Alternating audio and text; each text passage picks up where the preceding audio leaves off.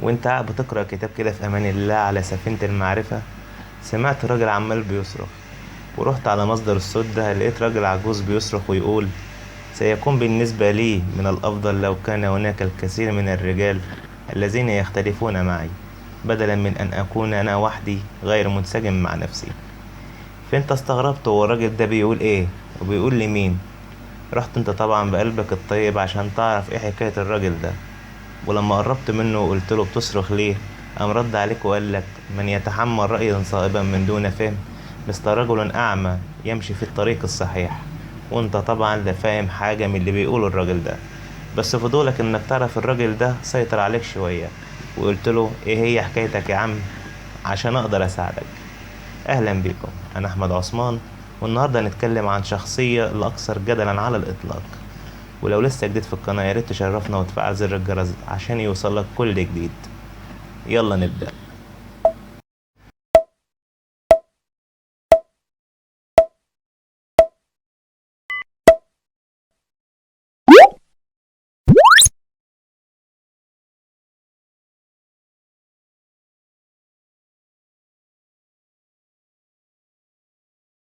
سقراط ابن سورفونسكوس، بغض النظر عن اسم والده، بس سقراط اتولد في أثينا في اليونان عام 470 قبل الميلاد.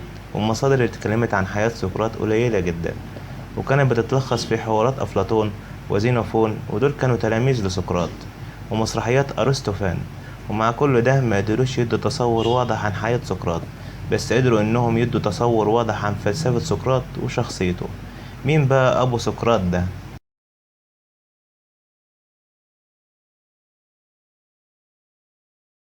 سورفينيسكوس كان بيشتغل نحات صخور وصنع تماثيل، وما كانش منتمي إلى عائلة نبيلة.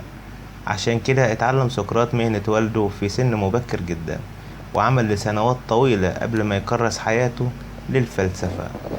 في هنا بقى سؤال: طب ازاي كان سقراط بيحصل على المال بعد ما كرس حياته للفلسفة؟ اختلف تلاميذ سقراط في الموضوع ده. يعني مثلا عندك واحد زي زينوفون وارسطوفان كانوا بيقولوا ان افلاطون كان بياخد فلوس على تدريسه للفلسفة، لكن افلاطون كان ليه رأي تاني، وقال ان سقراط كان فقير جدا وما كانش بياخد فلوس على دراسته للفلسفة. والدليل ان سقراط نفسه استشهد بفقره.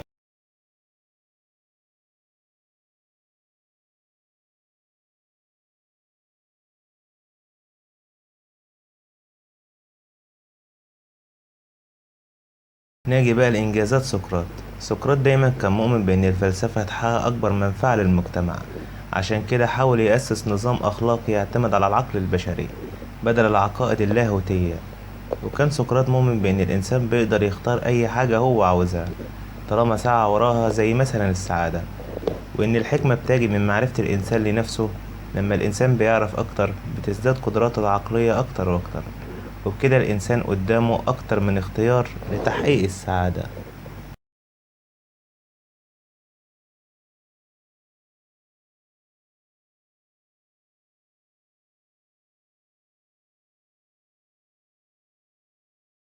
سقراط لما كان بيمشي في الشارع كان بيسأل أي حد أي أسئلة تقابله، عشان كان دايما كان بيدور على الحقائق الأخلاقية والسياسية.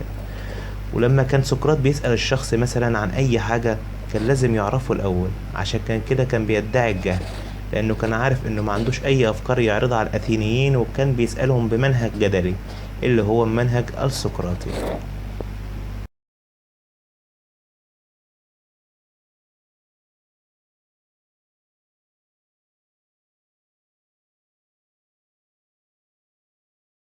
وأثينا في حياة سقراط مرت بمراحل تسلط كلاسيكية كبيرة، والتسلط ده تراجع فترة بسبب هزيمة الأثينيون من سبارتا في حرب البيلوبونيس. فدخل الأثينيون مرحلة من عدم الاستقرار والشك في هويتهم ومكانتهم في العالم، ونتيجة لده اتمسكوا بأمجاد الماضي والسعي وراء الثروة والتركيز على الجمال الجسدي. وهنا بقى هجم سقراط على العقائد دي، وأبدأ اهتمامه الأول والأخير بالعقل بس. عشان شجاعة سقراط دي حصل على إعجاب الأثينيين، بس كان فيهم ناس غاضبين جدا بسبب إنهم فكروا إن اللي بيعمله سقراط ده بيهد مستقبلهم ولقمة عيشهم.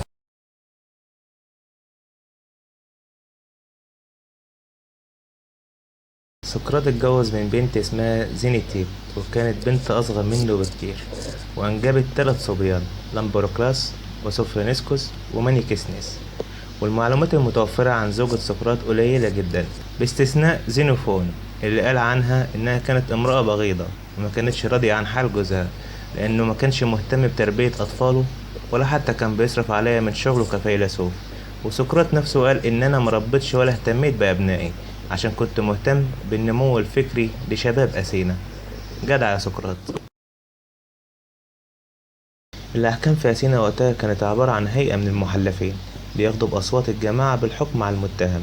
لسوء حظ سقراط وبسبب اللهجة العنيفة اللي بيتكلم بيها، كانت نسبة الأصوات 280 يتحكم عليه بالإعدام و221 يتنفي بره أثينا. لكن في القانون الأثيني كان بيسمح للمتهم إنه يغير عقابه ويعرض رفضه للعقاب لهيئة المحلفين، ولكن هيئة المحلفين رفضت عرض سقراط وأمرت بإعدامه بشرب خليط من نبتة الشكران الأبقع السام. وبعد إصدار الحكم ده، عرض أصدقاء سقراط رشوا عشان يقدروا يهربوا سقراط، لكن سقراط رفض وقال لهم: أنا مش خايف من موت، وحالي مش هيكون أفضل لو أنا سبت أثينا. أنا مواطن أثيني ومستعد لتحمل قوانينها حتى لو اتحكم عليا بالإعدام.